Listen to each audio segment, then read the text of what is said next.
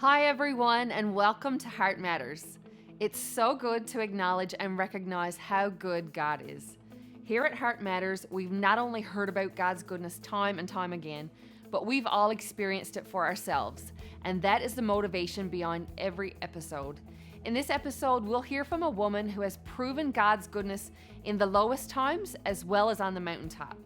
Listen as Audra Godfrey shares some of her story and the hope that she has in Jesus. Also joining us as today's musical guest, we have Achu from St. John's. We encourage you to open your heart for the next little while and let today's show speak life into your spirit. Enjoy.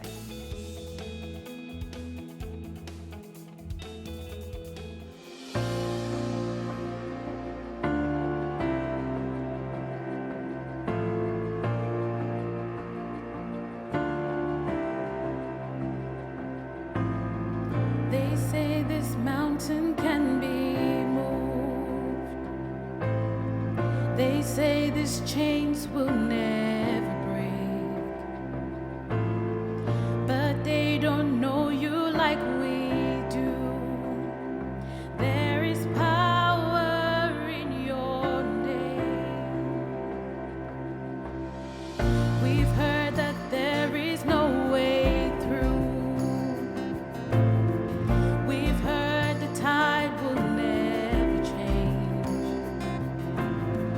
They haven't seen what you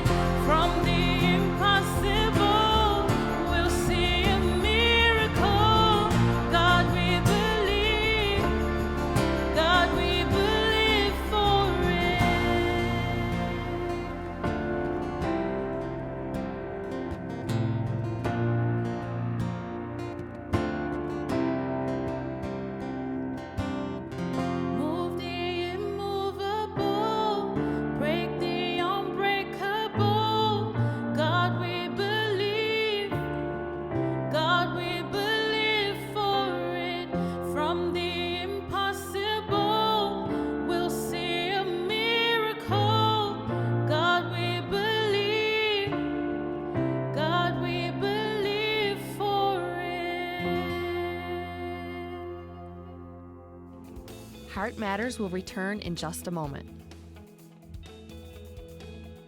Closed captioning provided by Terry's Tents, in business for 30 years, providing canvas fabrication, printing, embroidery, craft supplies, and more, located in Happy Valley, Goose Bay. From envelopes to tractor-trailer loads, Dooley's Trucking caters to all your shipping needs. Capable of meeting all your shipping requirements throughout Newfoundland. Dooley's Trucking is your choice for fast and efficient delivery. Ship with the best. Ship Dooley's. RE/MAX would like to say thank you for allowing us to be a part of the most important transaction of your life. Our mandate is giving back to the communities that serve us. We will be honored to help you with your next move. Call any of our offices today and let one of our RE/MAX agents go to work for you. My name is Brandon. I'm the owner here at Gander Appliance and Furniture. We sell a wide variety of appliances and furniture, including Canadian-made Decorest, Ashley Furniture, Samsung, as well as Whirlpool.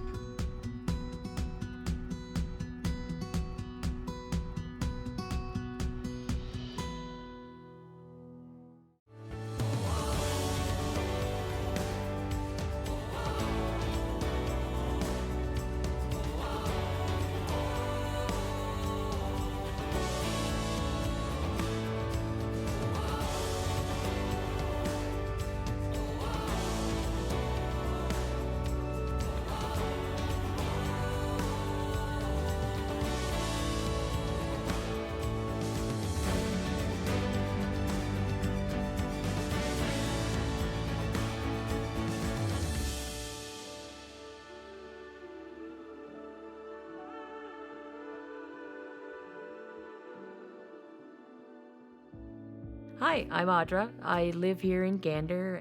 I originally grew up in Gander Bay, and my mom started taking us to church when we were like little kids. She grew up in church, so she always knew about it. I remember my Sunday school teacher, Miss Karen LeDrew, and I looked at her and I said, Miss Karen, I want to go up and ask Jesus in my heart. And she walked up with me. And what I didn't know at the time is that same morning, my mom was upstairs and she gave her heart to the Lord. It was just something in me, and I just desired to go to church. Like, I sang, I played guitar, I led worship in the youth, whatever I could do. I just loved volunteering in a nursery. Then I taught Sunday school for a time, and it was just always part of my life, I guess. I mean, there was a very brief period of time that just kind of thought I knew better, and kind of, made some poor choices. So when I was 18, I had a son. He was born with Down syndrome, and that was quite a challenging time. There was a lot of health issues, and being 18, I'm still trying to figure out who I am, right? And now I have to figure out how to take care of this person. And we had our challenges, and we had a lot of things that we had to work through. But it got to the age of when he was 5, and it was time for school, and that was another big factor to go to Ontario. So when he was 13, that's when I was like, okay, Lord, I think I've done pretty good with this kid. He's 13. He's missing something in his life. I desire to be married. I wanted a partner. And less than a year later, I met my husband. He wasn't a born-again Christian. I remember he asked to go to church with me and Cameron. I'm like, sure, let's do it. And we're just having a time of prayer, and the pastor asked if anybody wanted to go up and give their heart to the Lord. And then I look, and there's Todd going up. I'm like, okay, all right. Thank you, Jesus. Like, God really just orchestrating everything, like our relationship, what it was that Todd needed, what it was that Cam and I needed, in our lives. And it just, how God like completely changed his life was miraculous. He had quite the party lifestyle, and things that go along with that. alcoholism, all of that, but it was just how God completely changed his life. And I mean, he gave it up and he was done. The transformation of God just completely changed everything about him. And I was just so thankful and blessed to be a part of what God was doing in his life. Todd and I, we ministered together. I mean, God just opened doors. We're leading worship together. We're traveling. He preached at a church. All of these things that it was like a partnership. And I was thinking, Lord, that's what I wanted. And I thought, we're going to do this for the rest of our life. My husband was sick, and he was waiting for a kidney transplant. So we're thinking, all right, once you get your kidney transplant, we're going back to Newfoundland. It just made more sense to stay in Ontario until he got his transplant. And that's what we were waiting for. 2 years ago today, we found out that he was dying and he wasn't going to get his transplant. I just remember the phone call, and it was lockdown, so nobody could get into hospital. He was in the hospital for 2 weeks. And I remember just talking to his dialysis nurse, and she's like, no, it's not going to happen. He said, I'm going to come home. I said, I think you should come home. And then the next day, he came home. We surrounded ourselves with friends and family. The house was full, like constantly full. He was able to connect with his friends from his past, and everybody that came into our house, he told them about Jesus, told them the saving power of Jesus. I was in the kitchen, this and that, and I thought he was talking to me, and I kept saying, I'm like, 1 minute, I'll be there in a sec. And he kept talking, and I'm like, I will be there in a second. And he kept talking, then I'm starting to get annoyed. I'm like, I said I'd be there in a second. The great wife I am. Anyway, I walk up to where he was, and I stopped. I'm like, he's not even talking to me. And I felt like I was on holy ground. He said, Father, you have revealed your mysteries to me, and I finally know. And I was a little bit jealous. I'm standing there, and this is someone that didn't grow up in church, didn't know anything about the Bible until he gave his heart to the Lord, didn't know anything about the Holy Spirit, and he is there. He is talking to God. At this point, he was more alive in the spirit than he was in the physical. It was 6:15 in the morning, and I looked at him, and I'm just waiting, and then I saw that he was gone. And the song that was playing was The Weight of Your Glory. Right up until he couldn't speak anymore, he was just proclaiming God's goodness and God's forgiveness and God's mercy and his kindness. And people don't think of death as being beautiful. And unfortunately, a lot of times it's not. But when you have that hope in Jesus and you know the transforming power of his Spirit, it's beautiful. Before he died, he said to me, he's like, can you tell my story? And I went, yes, of course I'll tell your story. He said, can you tell them how God changed me? I really wanted to see that miracle, and I really wanted to have a different testimony. Do I miss him? Absolutely. I would rather for him to be here.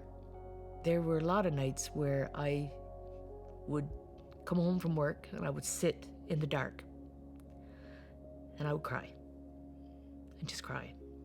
God is really, really close to the grieving, very close to the brokenhearted. And quite the opposite of what people think. It was in my brokenness and in my grief, I felt God so close. The closest I've ever felt him in my life. And when it was time for my grief to be lifted, boy, did God lift it. and I'm ready to move back to Newfoundland. I went back, I sold my house in Ontario and bought one down here. I am 100% complete in the Lord and 100% confident and aware of who I am as an individual. And I was like, but I desire to be a wife again. I said, Lord, I want it to be a friendship that develops into something more. What I didn't know, and God knows, because his timing is perfect, is that Ted was up on a mountain seeking God and asking God for direction in what he was going through and what he needed. And so we started dating very briefly and decided we were going to get married. So, okay. So he moved down in August of 2022, and we got married August 20th. And so now the family of two, Cam and I, now we're a family of four. I have a daughter, Trista. And I love how God knows exactly what's missing. And he knows exactly what it is that we need, whether we know it or not, or whether we're even thinking about it or not. There's many aspects to my story. Like, I grew up in church. I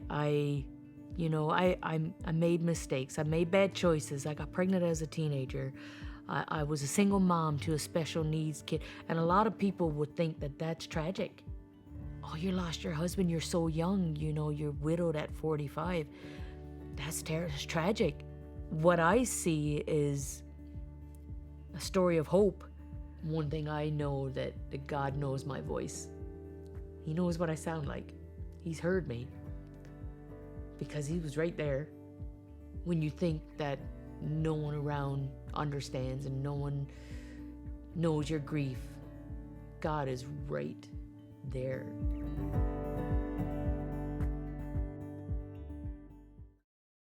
Heart Matters is all about people, especially you, our viewers.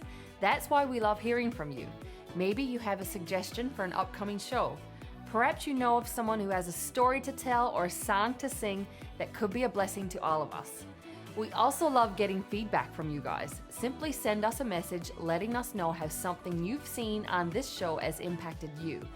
And as always, if you follow us on social media, you can keep up to date on upcoming episodes and events. Still to come on today's show, The Bottom Line with Mike Freake, and more music from Ryan Achu when Heart Matters returns.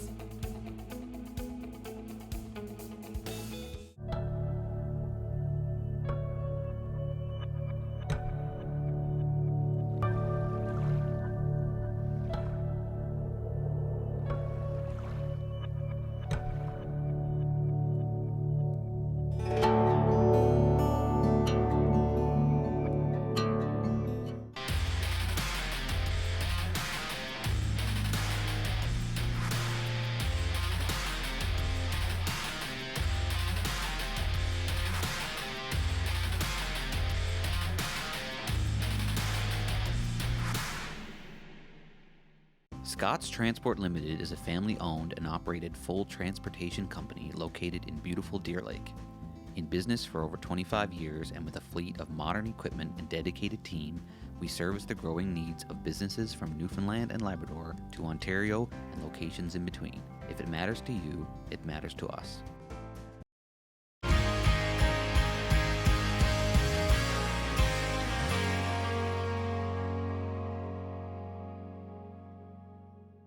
Health professionals say that one of the best ways to get into shape is to simply walk.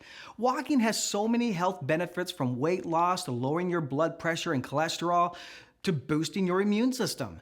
You've probably noticed, like I have, that it seems like people are making an extra effort to get outside in the fresh air and walk. Perhaps because it's a new year, people are trying to create better habits, but there's so much enjoyment in simply taking a walk through the woods, connecting with nature, and getting that new perspective. Now, walking around a boardwalk or taking advantage of some of our provincial hiking trails are great, but if you really want a challenge, then try this one.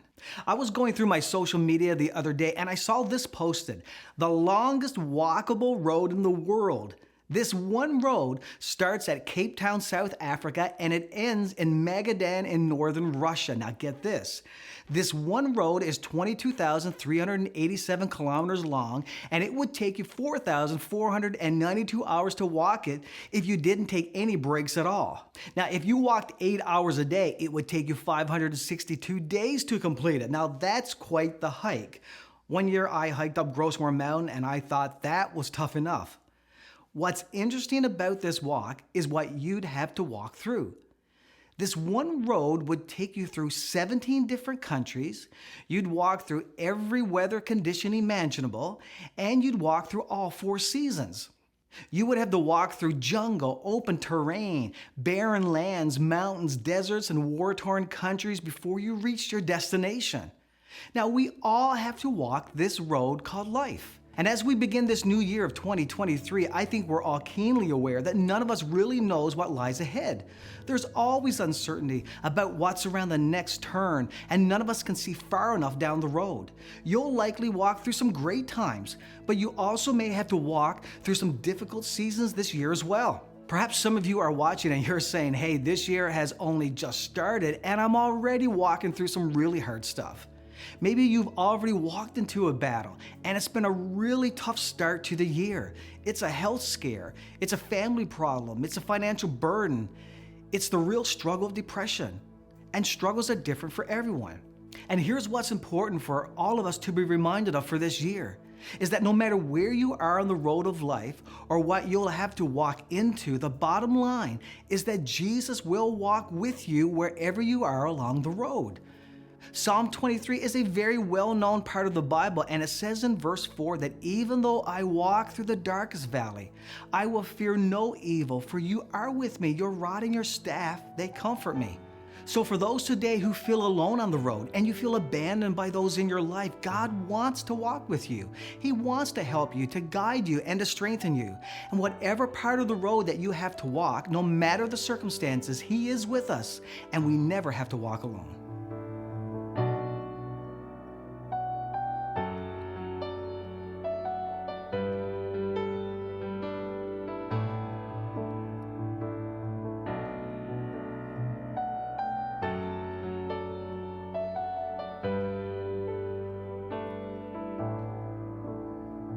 Before I knew my name, before I drew a breath, He was making ways for me.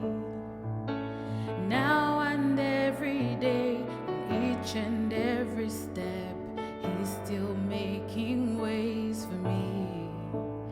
When my heart is full of doubt, it feels like faith is running out. I've come too far to turn around. I know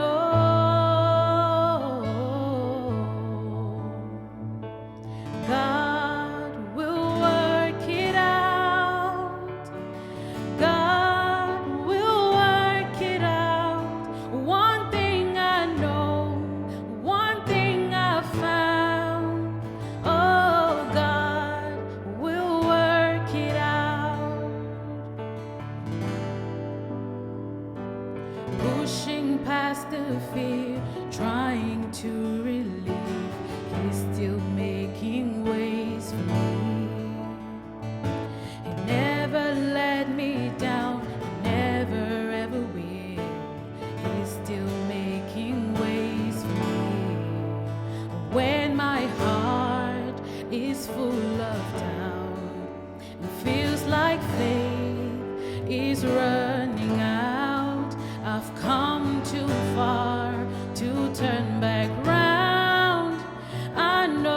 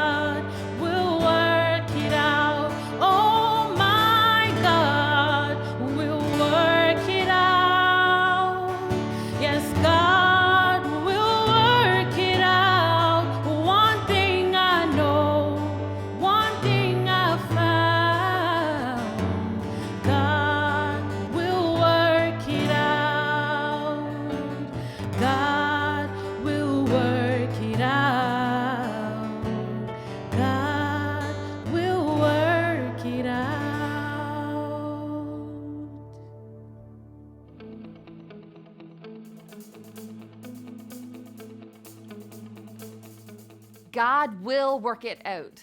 That's a promise that we can hold on to. It doesn't mean that things will go exactly as we planned. It doesn't even mean that things will be easy or smooth sailing. But the Bible does say in the book of Romans that God works all things together for good. He sees the big picture and what good truly means. I want to thank Ryan for singing that over us today, and I want to give a big thank you to Audra Godfrey for sharing her story. Remember that whatever part of the journey you're currently on, you are not walking it alone. We hope that you carry that promise with you this week, and we hope that you come back to join us again here next week.